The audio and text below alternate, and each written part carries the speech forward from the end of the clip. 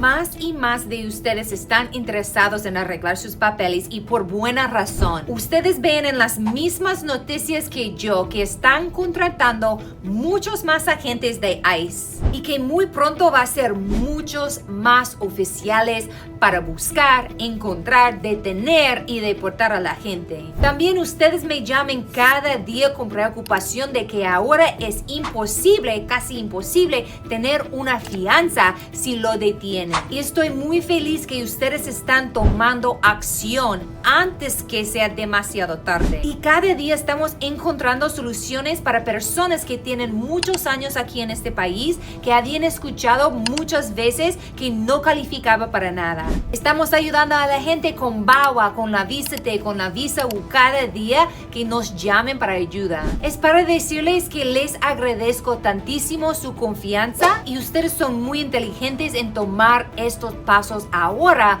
antes que están en las calles los otros oficiales de ICE. Vamos a sobrevivir esto, amigos, juntos. Estamos aquí para ayudar.